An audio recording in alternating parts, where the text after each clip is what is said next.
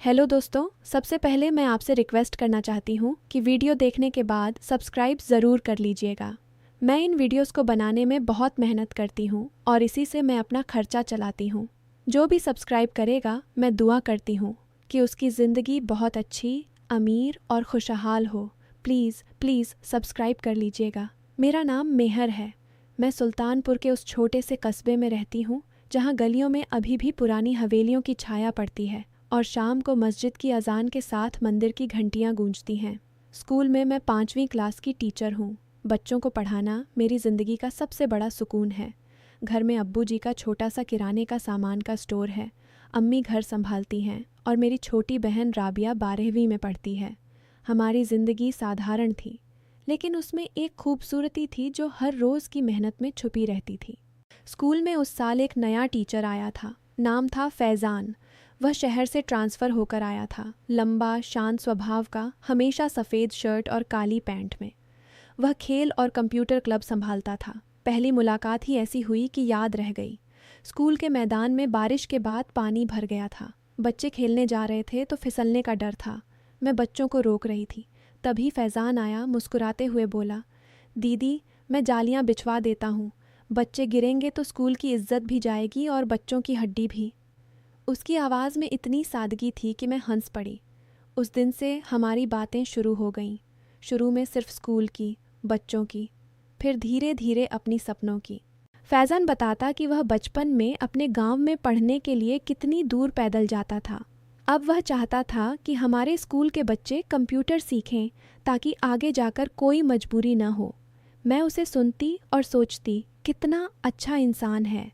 कभी कभी क्लास के बाद हम दोनों चाय की स्टॉल पर बैठकर बात करते। वह मुझे अपनी पुरानी डायरी की कहानियाँ सुनाता।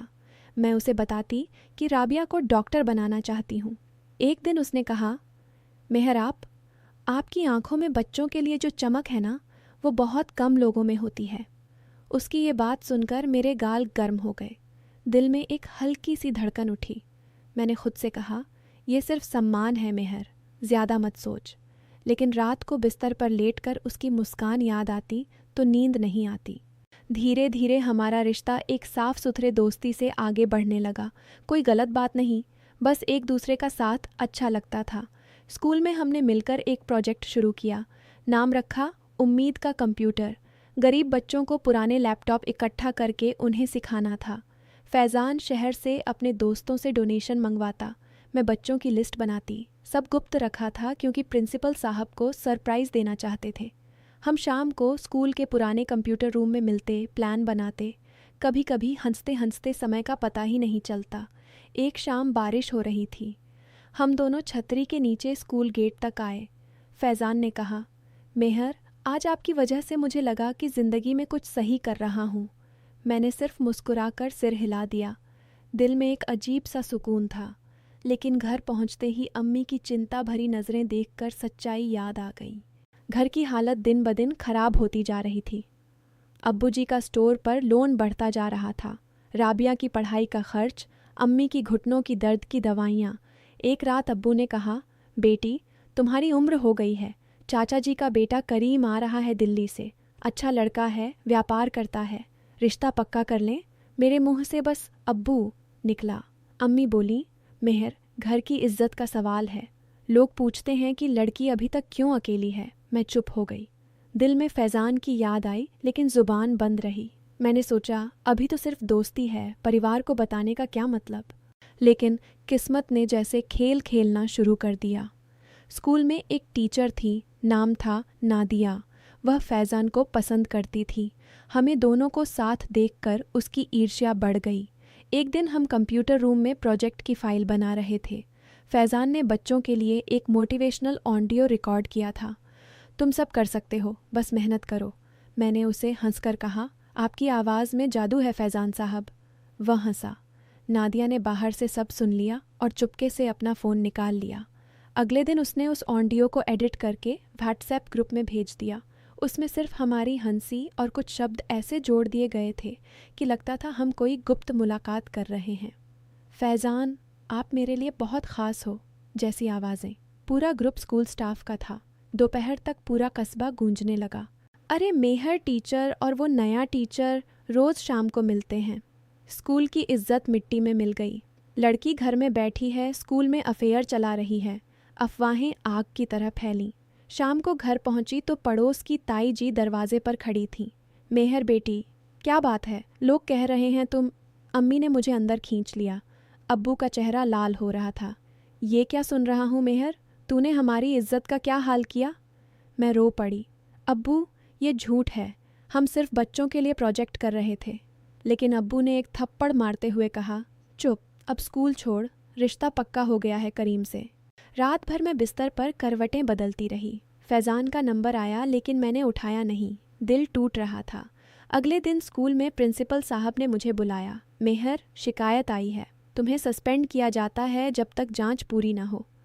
मेरी आंखों के सामने अंधेरा छा गया। घर की मजबूरी थी। राबिया का एडमिशन फ़ीस बाकी था। अम्मी की सर्जरी का खर्च। मैंने सोचा शायद प्रोजेक्ट का सच बता दूं, लेकिन नादिया ने मुझे एक मैसेज किया, सबूत मेरे पास हैं। अगर तुमने कुछ बोला तो और एडिटेड ऑडियो बाहर कर दूंगी। चुप रहो तो प्रोजेक्ट पूरा होने दूंगी। ये गैर कानूनी ब्लैकमेल था, लेकिन मैं डर गई। इज्जत का डर, परिवार का डर। फैज़ान ने मुझे स्कूल के बाहर रोते देखा। वह आया, मेहर, मुझे सब पता है। नादिया ने मुझे भी मैसेज किया, लेकिन मैं जानता हूँ सच्चाई, हम साथ लड़ेंगे। उसकी बात सुनकर मेरे आंसू और बह निकले। फैज़ान, घर वाले मना कर रहे हैं, लोग हमारी शक्ल नहीं देखना चाहते। उसने मेरे कंधे पर हाथ रखा, सिर्फ हौसला देने के लिए। सच बाहर आएगा, हमें डरना नहीं है। लेकिन घर पहुंचकर अब्बू ने दरवाज़ा बंद कर दिया। तू अब यहाँ नहीं रहेगी, चाचा जी के घर भेज देंगे। अम्मी रो रही थीं। राबिया ने मुझे गले लगाया। अप्पी, मैं जानती हूँ आप गलत नहीं हो। उस रात मैंने फैज़ान को मैसेज किया, हमारा प्रोजेक्ट ख़त्म कर दो, मैं बाहर हो गई। लेकिन फैज़ान ने जवाब दिया, नहीं मेहर, ये हमारे बच्चों का सपना है। मैंने प्रिंसिपल को सब बता दिया, असली ऑडियो और फाइल्स भेज दिए। अगले दिन स्कूल में मीटिंग हुई। नादिया को बुलाया गया। जब असली रिकॉर्डिंग और हमारे प्रोजेक्ट के डॉक्यूमेंट्स सामने आए तो पूरा स्टाफ स्तब्ध रह गया। नादिया का चेहरा सफ़ेद पड़ गया। उसने सिर झुका लिया। मैं ईर्ष्या में पागल हो गई थी। फैज़ान को पसंद करती थी, मेहर को देखकर जल गई। माफ़ कर दो। उसके आंसू देखकर मेरे दिल में भी दर्द हुआ। प्रिंसिपल साहब ने कहा, नादिया, तुम्हें ट्रांसफ़र कर दिया जाएगा और मेहर, तुम वापस आ जाओ, प्रोजेक्ट को हम स्कूल प्रोजेक्ट बना देंगे। घर लौटी तो अब्बू चुपचाप बैठे थे। फैज़ान ने खुद आकर अब्बू से मिलने की हिम्मत की। अंकल, मैंने मेहर के साथ कभी गलत नहीं सोचा। हम दोनों ने सिर्फ बच्चों के भविष्य के लिए काम किया। अफवाहों ने हमें तोड़ने की कोशिश की, लेकिन सच्चाई जीत गई। अब्बू ने लंबी सांस ली। बेटा, मैंने भी गलती की, बेटी की इज्जत पर शक किया। अम्मी ने मेहर को गले लगाया। हमने तुम पर दबाव डाला, माफ़ कर दो। नादिया ने भी शाम को घर आकर माफ़ी मांगी। मैंने सोचा नहीं था कि मेरी एक गलती पूरे परिवार को तोड़ देगी। मैंने अपनी नौकरी भी गंवाई, लेकिन अब समझ आया कि ईर्ष्या इंसान को अंधा बना देती है। मैं बदल जाऊंगी। कुछ महीनों बाद प्रोजेक्ट लॉन्च हुआ। सारे बच्चे खुश थे। फैज़ान और मैं अब खुलकर बात करते थे।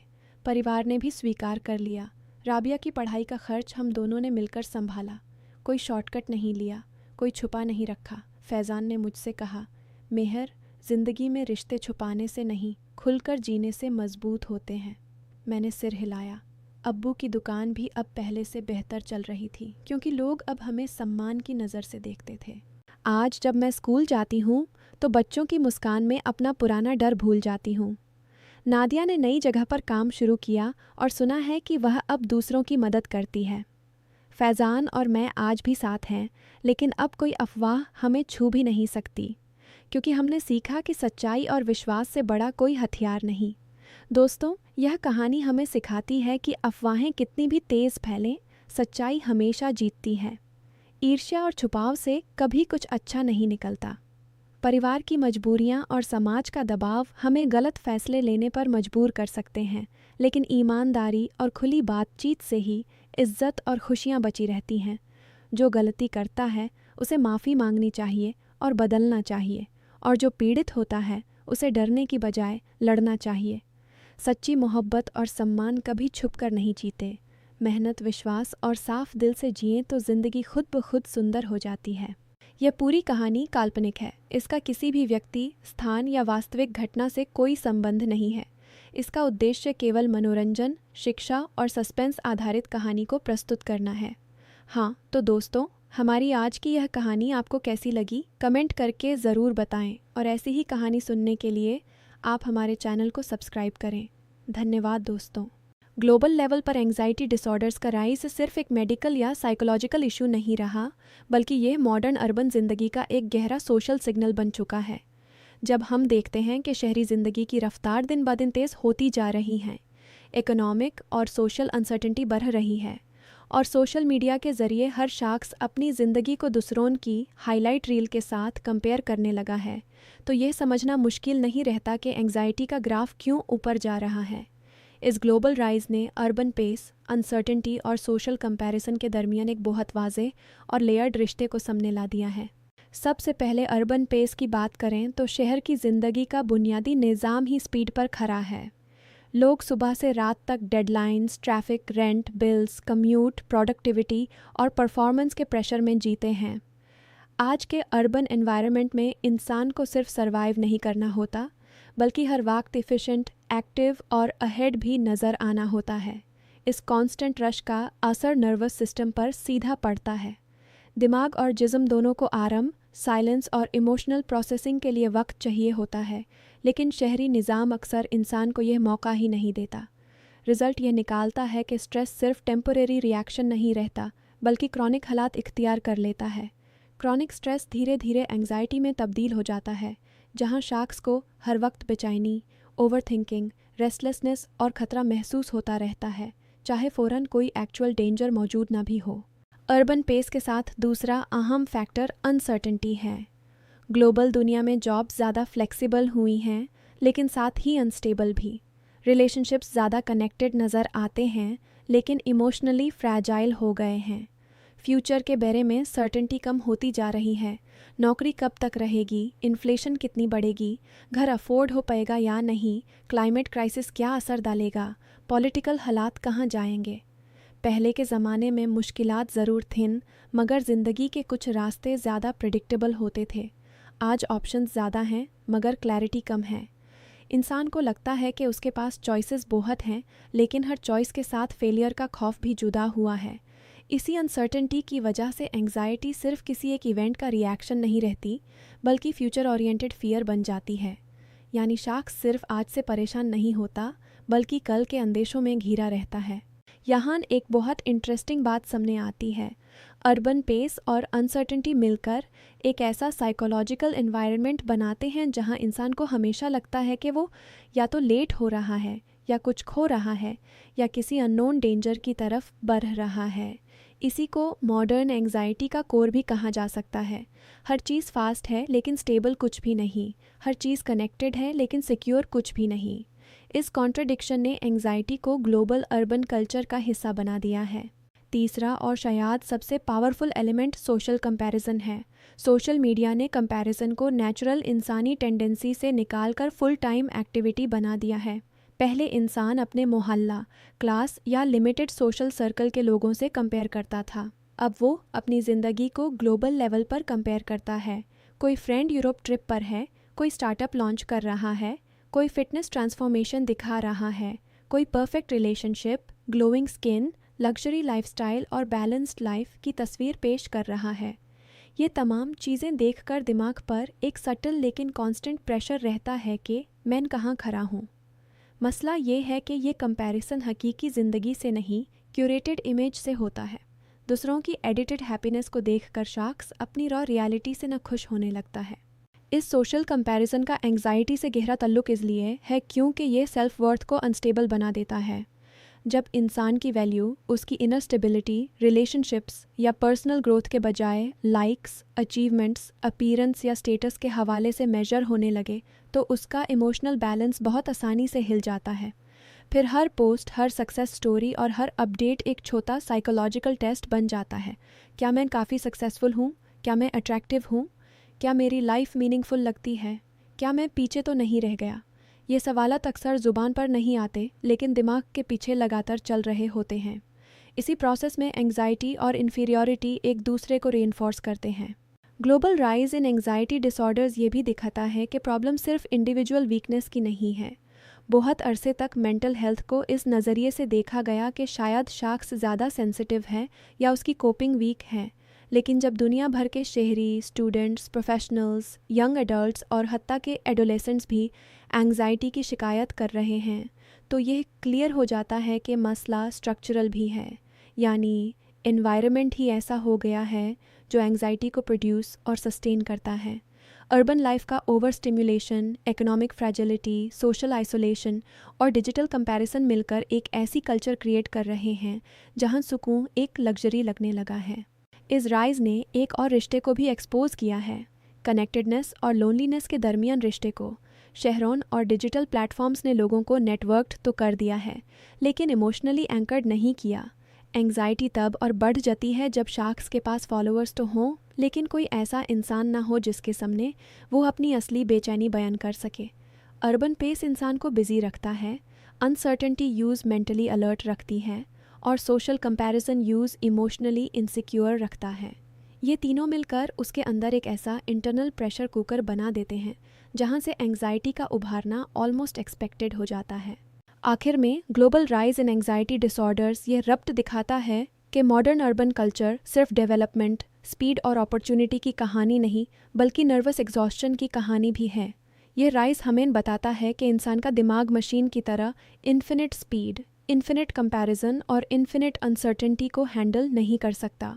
जितनी ज़्यादा दुनिया आउटवर्डली कनेक्टेड और एक्सेलरेटेड हुई है, उतनी ही ज़्यादा अंदर से फ्रैगमेंटेड और एंग्शियस भी नज़र आती है। इसलिए एंग्जाइटी को सिर्फ एक क्लिनिकल डायग्नोसिस के तौर पर देखना काफ़ी नहीं, ये हमारे सोशल स्ट्रक्चर, अर्बन वैल्यूज़ और डिजिटल कल्चर का आईना भी है। अगर इस मसले को समझना है तो हमें सिर्फ इंडिविजुअल ट्रीटमेंट पर नहीं, बल्कि उस निज़ाम पर भी गौर करना होगा जो इंसान को लगातार भागने, डरने और कंपेयर करने पर मजबूर करता है।